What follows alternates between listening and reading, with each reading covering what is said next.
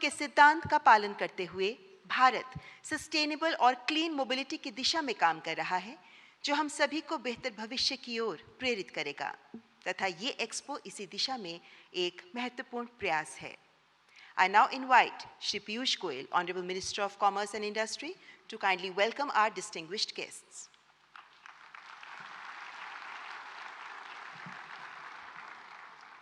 नमस्कार। भारत और विश्व के सर्वाधिक लोकप्रिय जन नेता, जिन्होंने सदैव राष्ट्र निर्माण के लिए स्वयं को समर्पित किया, विकसित भारत के प्रणेता श्रद्धेय प्रधानमंत्री श्री नरेंद्र मोदी जी, माननीय केंद्रीय मंत्री, दुनिया भर से आए मोबिलिटी क्षेत्र से जुड़े महानुभाव, भाइयों और बहनों, आज हम सब प्रधानमंत्री श्री नरेंद्र मोदी जी का स्वागत करते हैं। बहुत ही व्यस्त अपने कार्यक्रम के बीच पार्लियामेंट चल रही है, उसके बावजूद हमारे क्षेत्र का हौसला बढ़ाने के लिए, हम सबको आगे के लिए और ऊर्जा देने के लिए आपने आज के कार्यक्रम को स्वीकार किया। इसके लिए आपका कोटि कोटि धन्यवाद, साधुवाद। माननीय प्रधानमंत्री जी के निर्णायक और कुशल नेतृत्व में सबका प्रयास के मूल मंत्र पर आज हम सभी सर्वसमावेशी विकास और अमृत काल में तेजी से विकसित भारत बनाने के लिए पूरी निष्ठा और कर्तव्य भावना से आगे बढ़ रहे हैं। माननीय प्रधानमंत्री जी, आपने भारत की अर्थव्यवस्था को जिस प्रकार से पिछले 10 वर्षों में मजबूत बनाकर एक प्रकार से फ्रैजाइल 5 इकोनॉमी, जहां पे विश्व ने भरोसा ही छोड़ दिया था भारत के ऊपर, भारत के पासपोर्ट की भी वैल्यू, हम किधर भी जाते दुनिया में तो कोई बहुत इज्जत नहीं मिलती थी। आपने 10 वर्षों में पूरी तरीके से कायाकल्प करके देश के गरीब, देश के युवा, देश की नारी शक्ति और देश के किसानों के जीवन में अमूलचूल परिवर्तन कर उन्हें सशक्त बनाया, उनको एक उज्जवल भविष्य के लिए आकांक्षी बनाया। देश कहाँ एक तरफ 10 साल पहले रोजमर्रा की समस्याओं से जूझ रहा था, आज हर भारतवासी बड़ी उमंग के साथ, बड़े उत्साह के साथ एक विकसित भारत बनाने में जुट गया है। पूरा विश्व भी आज भारत की तरफ देख रहा है, हमें एक ट्रस्टेड पार्टनर के रूप में मानता है। और आपके नेतृत्व में जिस प्रकार से G20 शिखर सम्मेलन में, जो भारत मंडपम में ही हुआ, उसमें जिस प्रकार से देशवासियों ने पूरी तरीके से लगकर G20 में भारत की प्राथमिकता को देखा, उसका आनंद लिया। 60 से अधिक स्थानों पर 200 से अधिक मीटिंगें हुई, पूरे विश्व को ध्यान में आया। अब ये भारत रुकने वाला नहीं है, अब ये भारत तेज गति से आगे बढ़ने वाला भारत है। अब ये विश्व का नेतृत्व करने वाला भारत है और विश्व का नेतृत्व आपके कंधों पर आज पूरे विश्व की उम्मीदें टिकी हुई हैं कि आप विश्व का नेतृत्व करेंगे। अभी अभी आए इंटरिम बजट में आपने समाज के हर वर्ग की देखभाल की, विशेषकर इंफ्रास्ट्रक्चर पे जो कैपिटल एक्सपेंडिचर खर्च करती है सरकार, उसमें जो वृद्धि हुई है, गत वर्षों में लगभग 3 गुना वृद्धि केंद्र सरकार के इंफ्रास्ट्रक्चर स्पेंडिंग में। इस वर्ष के बजट में 11,11,111 करोड़ रुपए का निवेश मात्र केंद्र सरकार करेगी। इसके अतिरिक्त राज्य सरकारें और निजी क्षेत्र जब सभी भारत के इंफ्रास्ट्रक्चर को और मजबूत बनाने में जुटेंगे, तो मेरा मानना है कि आगे आने वाले दिनों में जो मोबिलिटी सेक्टर है, जिसके सभी महानुभाव आज एक ही मंच पर यहाँ पे उपस्थित हुए हैं, उनके लिए भी संभावनाएं असीम होंगी। आगे चल के ये क्षेत्र का विकास सुनिश्चित है। और जिस प्रकार से आज पूरी दुनिया देख रही है, नए हाईवेज हो, रोड्स हो, एयरपोर्ट्स 2 गुने हो गए, 74 से लेके 150 के करीब, पोर्ट की कैपेसिटी डबल हुई है। जिस प्रकार से आज देश में इनलैंड वाटरवेज 114 शुरू हो गए हैं, ये सभी प्रमाण हम सबका हौसला बढ़ाता है, बुलंद करता है कि आगे आने वाले दिनों में भारत की तो डिमांड बढ़ेगी ही, लेकिन हम पूरे विश्व की जो डिमांड है उसको भी भारत से पूरा करने में सफल होंगे। माननीय प्रधानमंत्री जी, इस बजट की एक विशेषता जिसके लिए मैं आपका साधुवाद करता हूं, आपका नमन करता हूं, कि पूरे विश्व ने देखा कि कैसे एक फिस्कली प्रूडेंट बजट जिसमें अनुमानित वित्तीय घाटा से भी कम इस वर्ष में और अगले वर्ष में तेजी से घटता हुआ वित्तीय घाटा हमें एक मजबूत अर्थव्यवस्था के रूप में तेजी से आगे बढ़ाएगा, जिससे उद्योग जगत को और हर भारतवासी को बहुत सारी संभावनाएं खुलेंगी। जितनी ज़्यादा मजबूत अर्थव्यवस्था भारत की होगी, ब्याज के दर भी कम होंगे, महंगाई भी कम होगी और भारत की स्थिति विश्व स्तरीय बनाने का जो आपने काम जिम्मा अपने ऊपर लिया है, जो मोदी गारंटी आपने इस देश को दी है, हर एक देशवासी उस मोदी गारंटी के ऊपर आज टिका हुआ है और आगे का भविष्य अपना बना रहा है।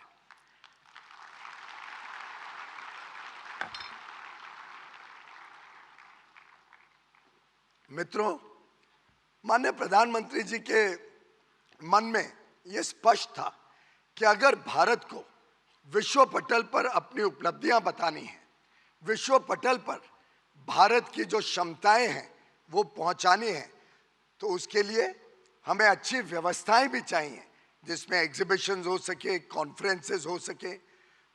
और मैं माननीय प्रधानमंत्री जी का धन्यवाद करता हूं कि भारत मंडपम और यशोभूमि दिल्ली में 2 ऐसे बड़े स्थान आपके मार्गदर्शन में, आपकी दूरदर्शी सोच के कारण, जो विजन आपने हम सबको दी कि देश में और भारत में ऐसी संस्थाएं खड़ी हों और ऐसी सुविधाएं उपलब्ध हों कि दुनिया जब आए तो टेंटों में यहाँ पे एग्जीबिशन नहीं होगा, टूटे फूटे हॉलों में एग्जीबिशन नहीं होगा। ऐसी विशाल परिस्थिति, ऐसे विशाल परासर में जो आज यहाँ उपलब्ध है, अब भारत दुनिया को दिखाता है कि हम में कितना दम है, हम क्या कर सकते हैं। और मुझे आपको बताते हुए बड़ी खुशी होती है कि आज मोबिलिटी क्षेत्र का पूरा इंडस्ट्री, हर एक इसका सेक्टर, टायर हो, 2 व्हीलर हो, 3 व्हीलर हो, 4 व्हीलर हो, कमर्शियल व्हीकल हो, सीएनजी व्हीकल, इलेक्ट्रिक व्हीकल, उसके साथ जुड़ा हुआ सॉफ्टवेयर, जो इलेक्ट्रॉनिक इंडस्ट्री बड़े मात्रा में ऑटोमोबाइल्स के साथ जुड़ती है, स्टार्टअप्स, ऐसे हर एक व्यक्ति और हर एक वो संस्था जो मोबिलिटी के साथ जुड़ी है, हर एक एसोसिएशन भारत के इतिहास में पहली बार एक मंच पर आया है और मात्र 2-2.5 महीने के मेहनत से एक इतना विशाल आज एग्जीबिशन भारत मंडपम में रखा गया है। और मुझे पूरा विश्वास है कि आगे चल के ये एक एनुअल फीचर हो जाएगा जो पूरी दुनिया जिसके लिए वेट करेगी, दुनिया प्रतीक्षा करेगी कि भारत में कब मोबिलिटी की अगली एग्जीबिशन आने जा रही है। इसी कड़ी में आगे चल के और अन्य क्षेत्रों का भी हौसला बढ़ा है। टेक्सटाइल क्षेत्र भी 26 से 29 फरवरी को यहाँ पे एक विश्व स्तरीय एग्जीबिशन और कॉन्फ्रेंस करने जा रही है, जो भारत मंडपम और यशोभूमि दोनों मिला के लगभग 22 लाख स्क्वायर फुट की एग्जीबिशन, जो माननीय प्रधानमंत्री जी की कल्पना है, स्पीड, स्किल और स्केल, उसको दर्शाते हुए ये बड़ी बड़ी एग्जीबिशंस अब विश्व को भारत का नया चित्र, नए भारत का एक झलक देने का काम कर रही हैं। मुझे पूरा विश्वास है कि अति आधुनिक टेक्नोलॉजी को लेकर सस्टेनेबल समाधानों तक यह एक्सपो भारत की इंजीनियरिंग कैपेबिलिटीज का प्रमाण विश्व के सामने रखेगी। मैं मानता हूं कि भारत जिस तेजी से एडवांस्ड एनर्जी स्टोरेज, ई मोबिलिटी और ग्रीन हाइड्रोजन टेक्नोलॉजीज के क्षेत्र में पायनियरिंग काम कर रहा है, वो विश्व में भी आज पहचाना जा रहा है।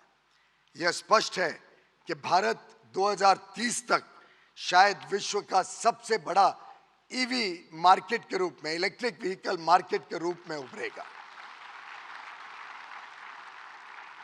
मैं सभी स्टेक होल्डर्स से इस मोमेंटम का लाभ उठाने का आग्रह करता हूं, ताकि हम सब मिलकर ऑटोमोटिव लैंडस्केप को ज्यादा एफिशिएंट, सस्टेनेबल और इंक्लूसिव बना सकें।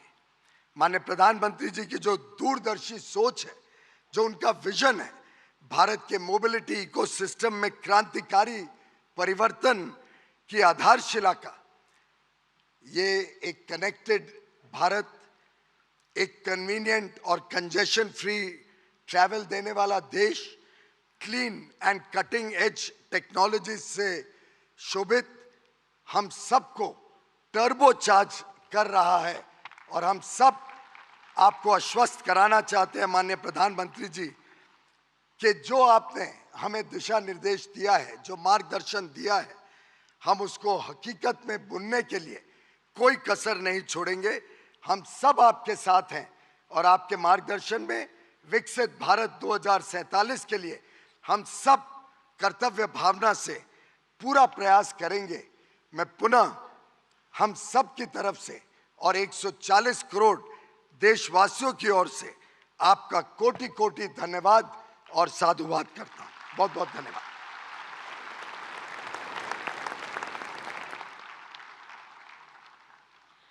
बहुत बहुत धन्यवाद केंद्रीय वाणिज्य मंत्री श्री पीयूष गोयल जी। मान्यवर, भारत मोबिलिटी ग्लोबल एक्सपो 2024 का आयोजन ऐसे समय में किया जा रहा है जब भारत का मोबिलिटी सेक्टर एक बड़े परिवर्तन के शिखर पर है। इसका परिदृश्य तेजी से बदल रहा है। It's becoming bigger and greener. इस एक्सपो के पीछे की अवधारणा क्या है? एक फिल्म के माध्यम से इस अवधारणा को आपके समक्ष रखना चाहेंगे। Let's watch this short film. Since the dawn of civilization, economies have witnessed growth on wheels. Led by national aspirations and visionary leaderships, technologies behind the wheels have transformed nations. Today, India is set to emerge as the fastest growing economy in the world with strong economic fundamentals. Our new age citizens need innovative, fast and efficient mobility solutions that cater to their needs of transportation and environmental sustainability.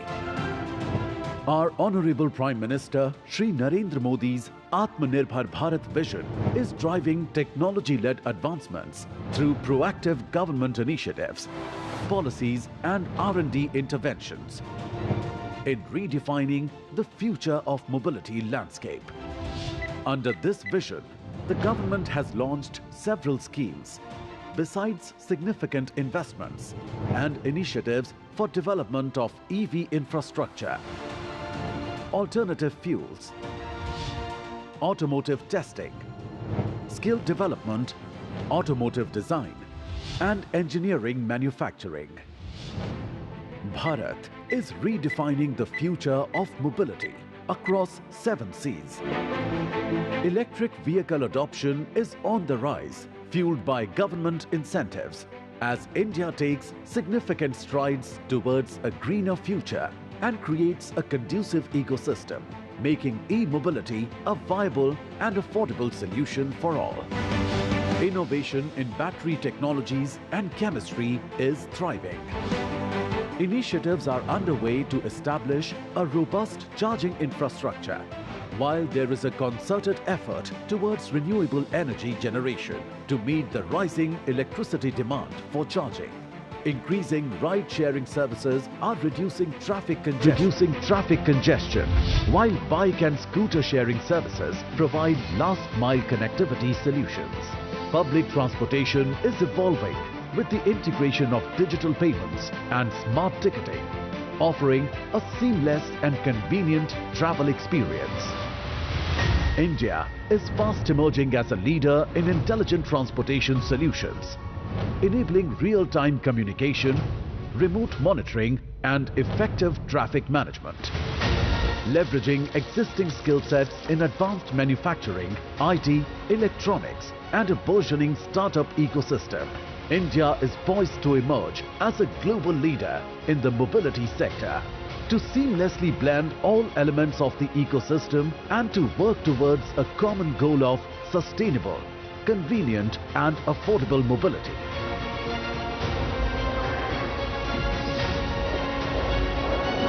We proudly present the Bharat Mobility Global Expo 2024. The future of mobility is here.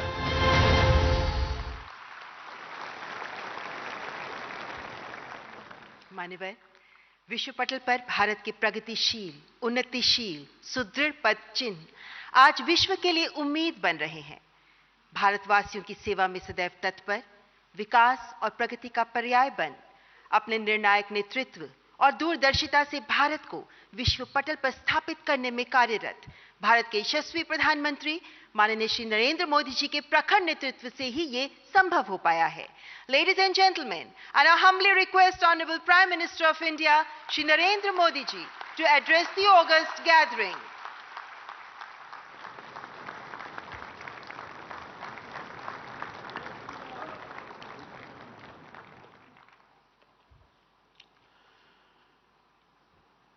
केंद्रीय मंत्रिमंडल के मेरे सहयोगी श्री नितिन गडकरी जी, नारायण राणे जी, पीयूष गोयल जी, हरदीप सिंह पुरी जी, Mahendra Nath Pandey ji, industry के सभी दिग्गज, अन्य महानुभाव, देवी और सज्जनों, अभी मैं पीयूष जी को सुन रहा था। वो कह रहे थे कि आप आए तो हमारा हौसला बढ़ जाता है,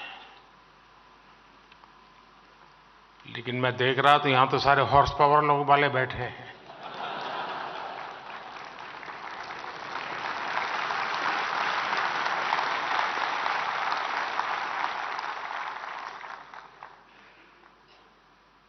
तब तय हो गया है कि किसको कहां से हौसला मिलने वाला है। सबसे पहले तो मैं ऑटोमोटिव इंडस्ट्री को इस शानदार आयोजन के लिए बहुत बहुत बधाई देता हूं। मैं आज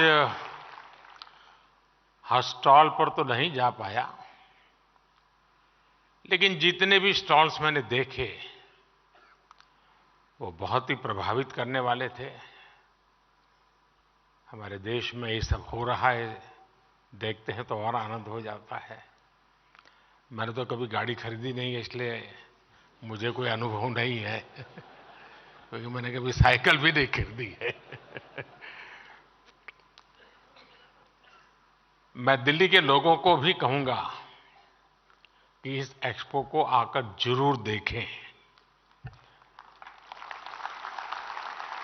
ये आयोजन मोबिलिटी कम्युनिटी और पूरी सप्लाई चेन को एक मंच पे लाया है। मैं आप सभी का भारत मोबिलिटी ग्लोबल एक्सपो में अभिनंदन करता हूं और आप सबको बहुत बहुत शुभकामनाएं देता हूं। शायद आप में से कुछ लोगों को स्मरण होगा कि जब मेरी पहली टर्म थी, उस समय मैंने एक ग्लोबल लेवल की मोबिलिटी कॉन्फ्रेंस प्लान की थी। और उस समय की चीजें अगर आप निकाल के देखोगे तो बैटरी पर हमारा फोकस क्यों होना चाहिए, इलेक्ट्रिक व्हीकल की तरफ हमें कैसे जल्दी जाना चाहिए, इन सारे विषयों पर बहुत विस्तार से वो समिट हुआ था। ग्लोबल एक्सपर्ट्स आए थे और आज मेरी दूसरी टर्म में मैं देख रहा हूं कि खासी मात्रा में प्रगति हो रही है और मुझे विश्वास है कि तीसरी टर्म में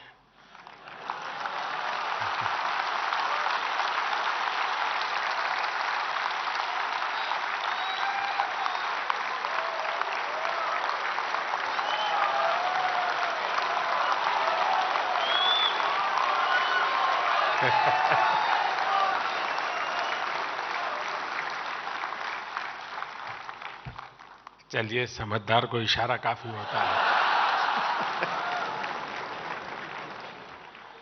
और आप लोग तो मोबिलिटी की दुनिया है, तो ये इशारा देश में जल्दी से पहुंचेगा।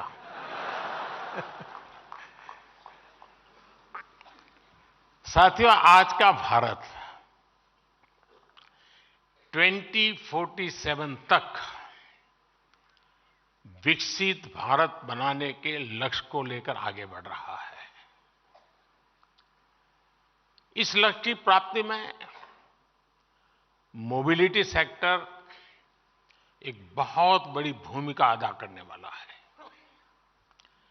और मैंने लाल किले से कहा था, मैं आज दोबारा उसका पुनःस्मरण करा रहा हूं। उसमें मेरा एक विजन भी था, मेरा विश्वास भी था। और वो विश्वास मेरा अपना नहीं था, 140 करोड़ देशवासियों का सामर्थ्य के कारण वो विश्वास शब्दों में प्रकट हुआ था। और उस दिन मैंने कहा था लाल किले से, यही समय है, सही समय है।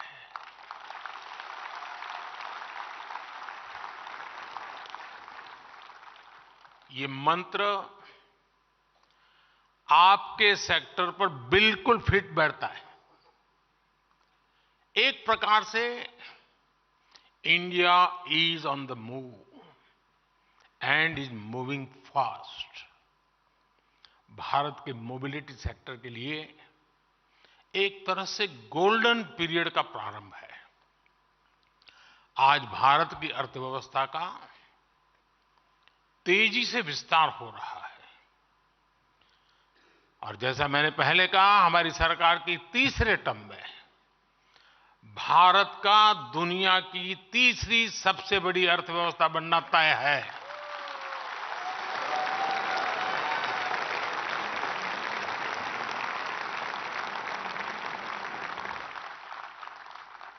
हमारी सरकार के प्रयासों से पिछले 10 वर्षों में करीब 25 करोड़ लोग गरीबी से बाहर निकले हैं।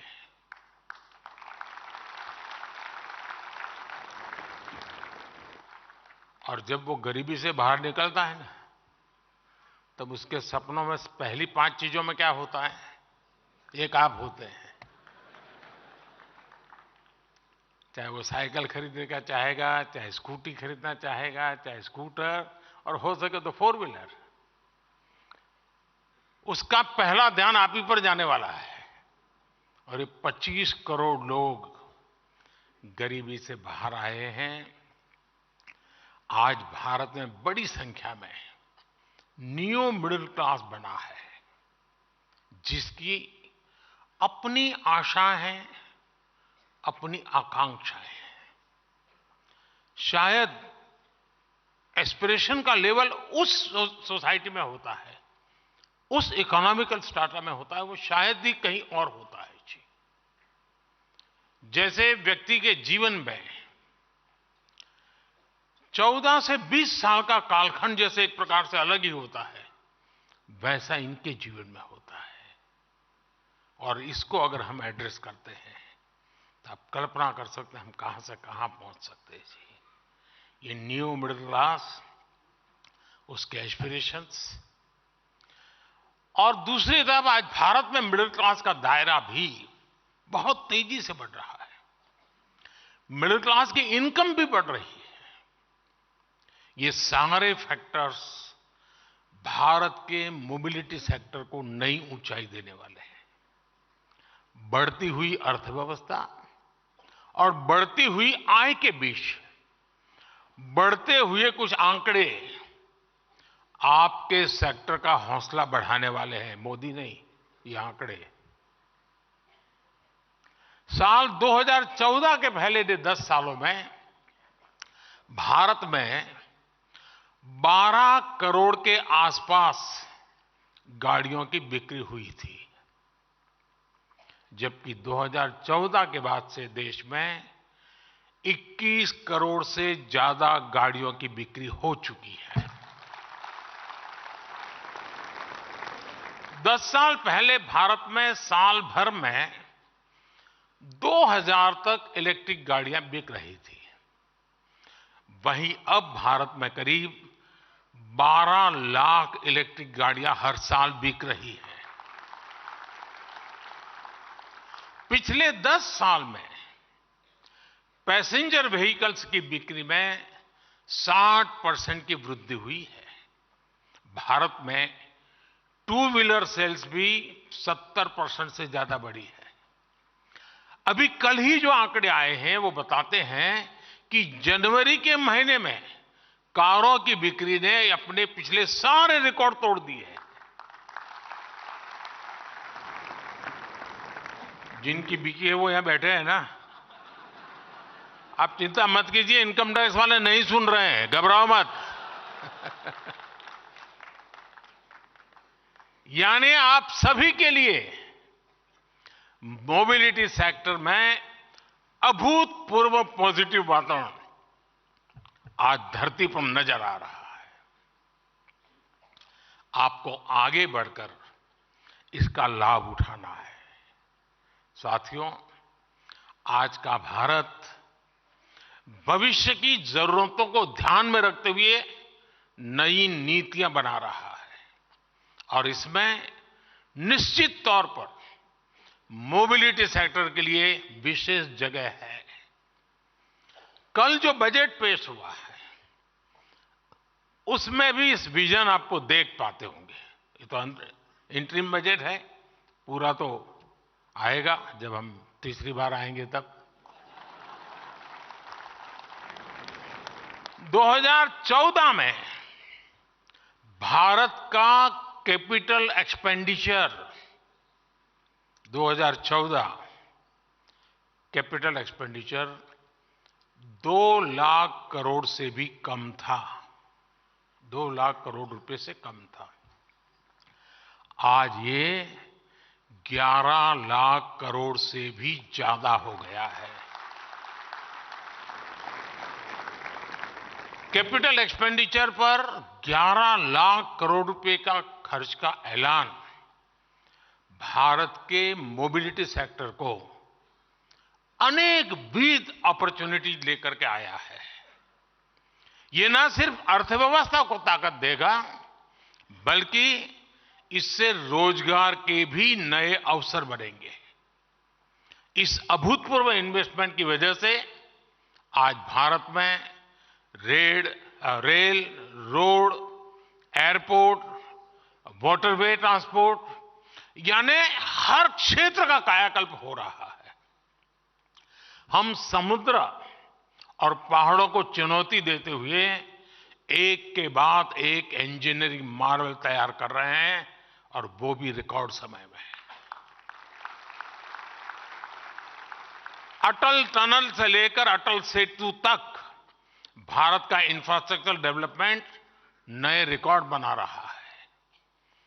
बीते 10 वर्षों में भारत में 75 नए एयरपोर्ट बनाए गए हैं। करीब 4 लाख किलोमीटर ग्रामीण सड़कों का निर्माण हुआ है। 90,000 किलोमीटर नेशनल हाईवे बने हैं। 3500 किलोमीटर के हाई स्पीड कॉरिडोर विकसित किए गए हैं। 15 नए शहरों में मेट्रो रेल और 25,000 किलोमीटर के रेल रूट्स का निर्माण हुआ है। इस बार के बजट में 40,000 रेल कोचेज को वंदे भारत ट्रेन के डिब्बों जैसा आधुनिक बनाने का ऐलान किया गया है। ये 40,000 कोच सामान्य रेलगाड़ियों में लगाए जाएंगे। इससे भारतीय रेलवे की तस्वीर बदलने वाला तय है। साथियों, हमारी सरकार की इस स्पीड और स्केल ने भारत में मोबिलिटी की परिभाषा को भी बदल दिया है। हमारी सरकार का जोर रहा है कि प्रोजेक्ट समय पर पूरे हों, अटके नहीं, भटके नहीं, लटके नहीं। ट्रांसपोर्टेशन को आसान बनाने के लिए, लॉजिस्टिक्स से जुड़ी चुनौतियों कम करने के लिए भी हमारी सरकार ने ऐतिहासिक बदलाव किए। पीएम गति शक्ति नेशनल मास्टर प्लान के तहत आज देश में इंटीग्रेटेड ट्रांसपोर्ट को बढ़ावा दिया जा रहा है। एयरक्राफ्ट और शिप लीजिंग के लिए गिफ्ट सिटी रेगुलेटरी फ्रेमवर्क बनाया गया है।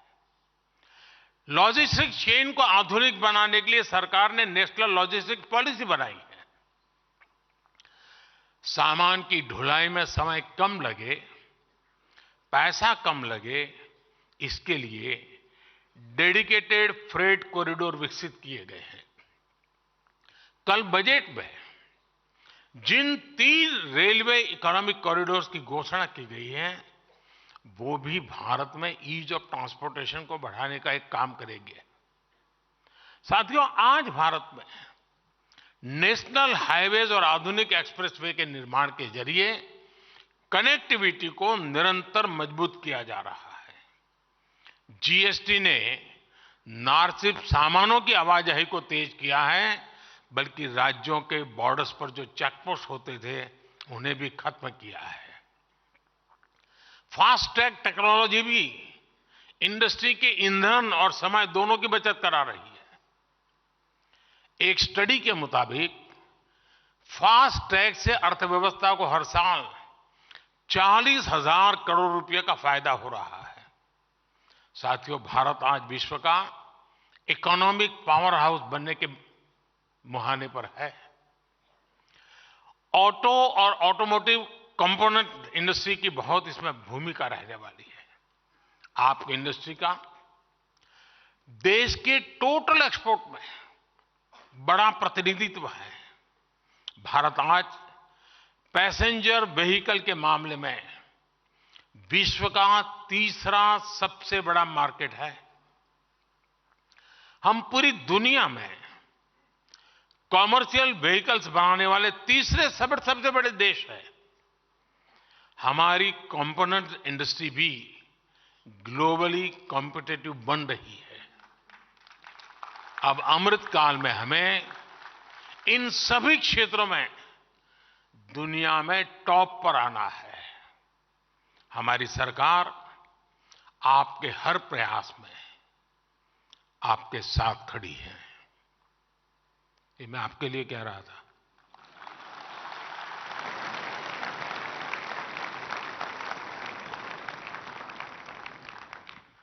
आपकी इंडस्ट्री के लिए सरकार ने 25,000 करोड़ रुपए से ज्यादा की प्रोडक्शन लिंक इंसेंटिव स्कीम बनाई है। यह हमारी पूरी वैल्यू चेन को आत्मनिर्भर बनाने और एमएसएमईज को शक्ति देने में बड़ी भूमिका निभा रही है। बैटरी स्टोरेज के लिए सरकार ने 18,000 करोड़ रुपए की पीएलआई स्कीम दी है। और जब बैटरी स्टोरेज की बात आती है, तब मैं आपको बताता हूं मैं क्या सोच रहा हूं। अगर मैं क्लीन कुकिंग मूवमेंट को आगे बढ़ाऊं, मान लीजिए देश में 25 करोड़ घर है और रूफटॉप सोलर और बैटरी स्टोरेज की व्यवस्था और उससे कुकिंग की व्यवस्था, क्लीन कुकिंग की व्यवस्था, 25 करोड़ बैटरी की जरूरत, मतलब आपकी गाड़ियों से सैकड़ों गुना बैटरी की आवश्यकता, जो एक अपने आप में गाड़ी की बैटरी को एकदम सस्ता कर देगी। अभी आप आराम से इस फील्ड में आइए, पूरा पैकेज लेकर के आइए। और कल सरकार ने घोषित किया है बजट में, हम पहले तबक्के में 1 करोड़ परिवारों को रूफटॉप सोलार से उसकी 300 यूनिट तो कम से कम मुफ्त बिजली।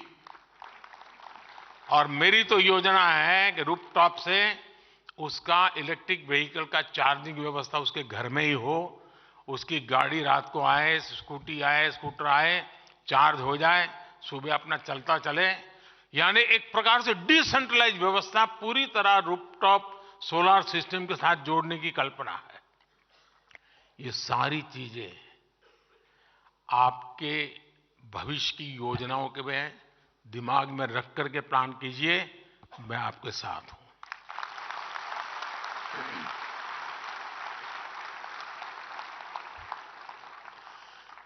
रिसर्च और टेस्टिंग को और बेहतर करने के लिए नेशनल प्रोजेक्ट को 3200 करोड़ रुपए दिए गए हैं। नेशनल इलेक्ट्रिक मोबिलिटी मिशन की मदद में भारत में इलेक्ट्रिक व्हीकल्स के निर्माण को नई गति मिली है। ईवी की डिमांड को बढ़ावा देने के लिए सरकार ने करीब 10,000 करोड़ रुपए का निवेश किया है। हमारी सरकार की फेम स्कीम भी बहुत सफल रही है। इस स्कीम के तहत आज राजधानी दिल्ली समेत कई शहरों में हजारों इलेक्ट्रिक बसें चलनी शुरू हुई है। सरकार ईवी चार्जिंग स्टेशन बनाने के लिए भी सब्सिडी दे रही है। साथियों, रिसर्च और इनोवेशन को प्रोत्साहित करने के लिए कल के बजट में, जैसा मैंने कहा, 1 लाख करोड़ रुपए 1 लाख करोड़ रुपए की फंड की घोषणा की है। स्टार्टअप्स को मिल रही टैक्स छूट को और विस्तार देने का भी निर्णय कर लिया है। इन फैसलों से भी मोबिलिटी सेक्टर में नई संभावनाएं पैदा होगी।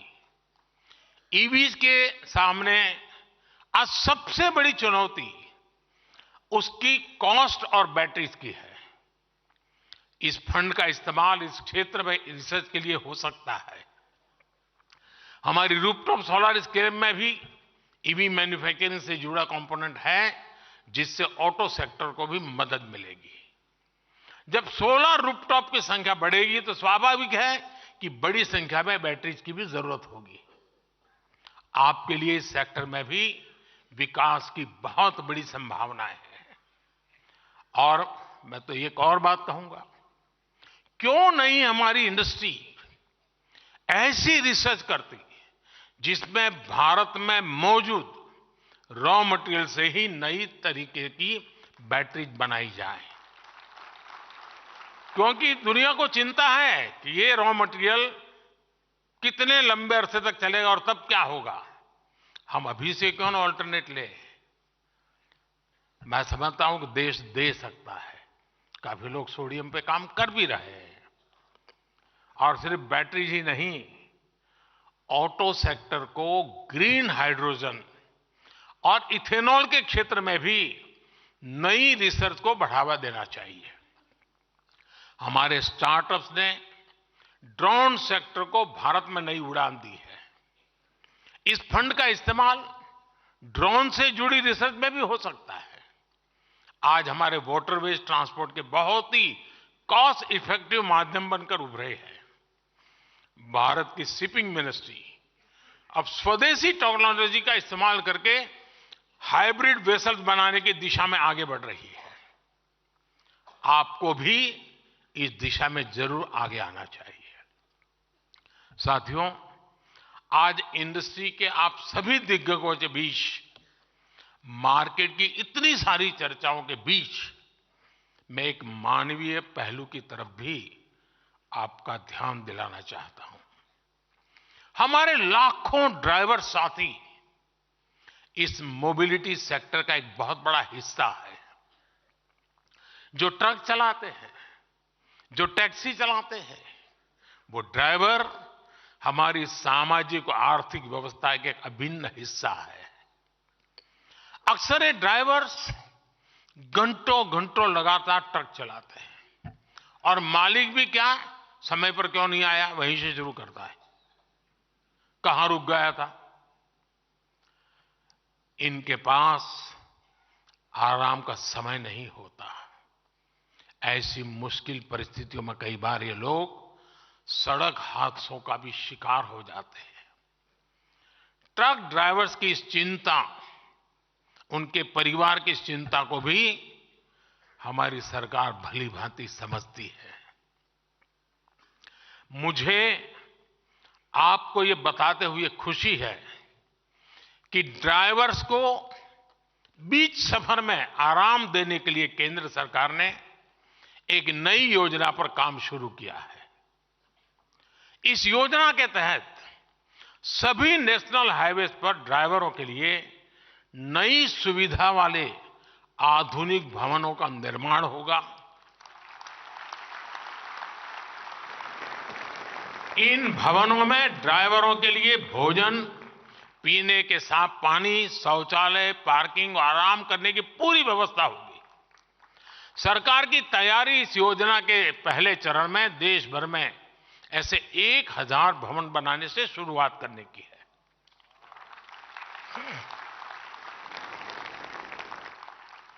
ट्रक और टैक्सी ड्राइवर के लिए बनाए गए ये भवन ड्राइवर्स की ईज ऑफ लिविंग और ईज ऑफ ट्रैवलिंग दोनों बढ़ाएंगे। इससे उनकी सेहत भी ठीक रहेगी और दुर्घटनाओं को रोकने में भी बहुत मदद मिलेगी। साथियों, अगले 25 वर्षों में मोबिलिटी सेक्टर में असीम संभावनाएं बनने वाली है, लेकिन इन संभावनाओं का पूरा इस्तेमाल हो, इसके लिए इंडस्ट्री पर भी यह जिम्मेदारी है कि वो खुद को भी तेजी से ट्रांसफॉर्म करे। मोबिलिटी सेक्टर को टेक्निकल वर्कफोर्स और प्रशिक्षित ड्राइवर्स की जरूरत है। आज देश में 15,000 से अधिक आईटीआईज इस इंडस्ट्री को मैन पावर देते हैं। क्या इंडस्ट्री के लोग इन आईटीआईज के साथ मिलकर कोर्सेज को और ज्यादा रिलेवेंट नहीं बना सकते? आप जानते हैं कि सरकार ने एक स्क्रैपेज पॉलिसी बनाई है। इसके तहत पुरानी गाड़ियों को स्क्रैपिंग के लिए देने पर नई गाड़ियां खरीदने के दौरान रोड टैक्स में छूट दी जाती है। क्या ऑटो इंडस्ट्री भी लोगों को प्रोत्साहित करने के लिए ऐसे इंसेंटिव नहीं दे सकती क्या? साथियों, इस एक्सपो को आपने टैगलाइन दी है, बियॉन्ड बाउंड्रीज। ये शब्द भारत की भावना को दिखाते हैं। हम आज पुरानी बंदिशों को तोड़कर पूरी दुनिया को साथ लाना चाहते हैं।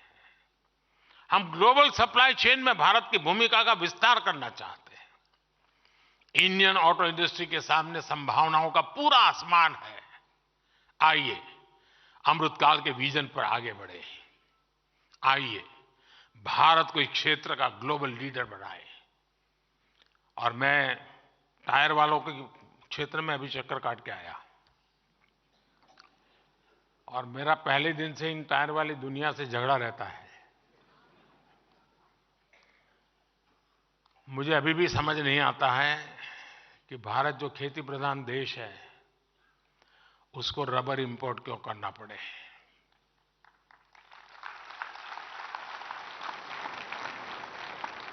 क्या टायर इंडस्ट्री का जो एसोसिएशन है वे मिलकर के किसानों के साथ बैठ करके जो भी टेक्नोलॉजिकल इंटरवेंशन कर रहे हैं, जो भी उनको गाइडेंस देना है और जो उनको एश्योर्ड मार्केट देना है, मैं पक्का मानता हूं हिंदुस्तान का किसान आपकी रबर की आवश्यकता पूरी कर सकता है। आज रिसर्च करके जेनेटिकली मॉडिफाई किए हुए रबर ट्री पर बहुत काम हुआ है। भारत में अभी उसका इतना इस्तेमाल नहीं कर रहे हैं। मैं टायर बनाने वालों से आग्रह करूंगा, रबर इंडस्ट्री के साथ जुड़े हुए जो इंडस्ट्री है उनसे आग्रह करूंगा कि जरा किसानों के साथ जुड़िए तो सही। हम इंटीग्रेटेड, कॉम्प्रिहेंसिव, होलिस्टिक अप्रोच के साथ आगे बढ़े जी। हम टुकड़ों में ना सोचे। रबर बाहर से मिल जाता है, चलो यार अपन बनाएंगे, दौड़ाएंगे। अरे कभी ये भी तो सोचे कि मेरा किसान मजबूत होगा तो मेरा देश में 4 गाड़ी और खरीदेगा।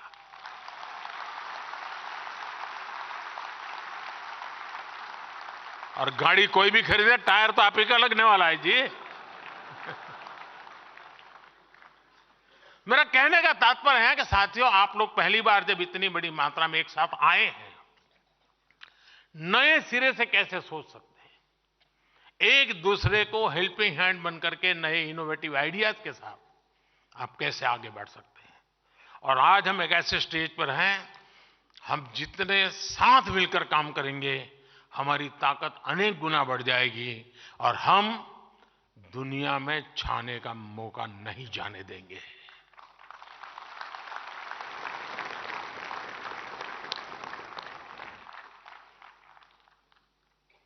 साथियों, डिजाइनिंग के क्षेत्र में भी आज दुनिया में जितने भी बड़े बड़े क्षेत्र हैं, शायद ही कोई ऐसा होगा जिसकी रिसर्च लैब हिंदुस्तान में ना हो। भारत के पास एक टैलेंट है, डिजाइनिंग की टैलेंट है। अब हमें हमारे लोगों के दिमाग से निकली हुई डिजाइन लेकर के आना चाहिए। दुनिया को लगे यार गाड़ी तो हिंदुस्तान की चाहिए, आवाज वो उठनी चाहिए।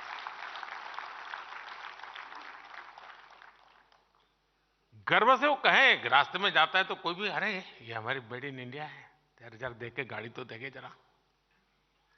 मैं मानता हूं ये मिजाज पैदा करना चाहिए। और अगर आपका आप पर भरोसा होगा ना तो दुनिया आप पर भरोसा करेगी। मैं जब दुनिया के सामने योग की बात लेकर के गया था, यूएन में मैंने योग की बात कही थी, तो मैं वापस हिंदुस्तान आया तो मुझे कई लोग कह रहे थे, क्या मोदी जी यूएन में पहला भाषण करने गए और आप ये करके आए। लेकिन आज पूरी दुनिया नाक पकड़ करके बैठ गई है।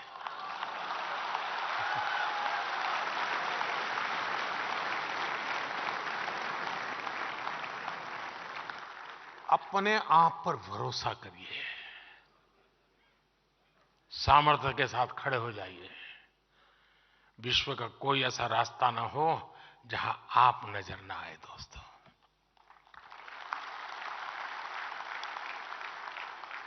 जहां से नजरें तुम्हारी गुजरे वहां पे तुम्हें गाड़ी तुम्हारी नजर आए।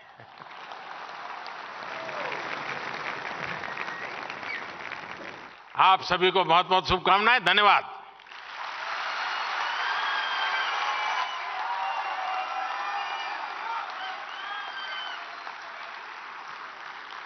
बहुत बहुत धन्यवाद माननीय प्रधानमंत्री जी। आपके उत्प्रेरक उद्बोधन के लिए हृदय से साधुवाद। आपके मार्गदर्शक शब्दों के लिए, प्रेरणादायी शब्दों के लिए, ऊर्जापूर्ण संबोधन के लिए बहुत बहुत आभार माननीय प्रधानमंत्री जी। जो विश्वास आपने ऑटोमोटिव उद्योग पर जताया है, आगे बढ़कर उन लक्ष्यों को हासिल करेगा भारत का ऑटोमोटिव उद्योग।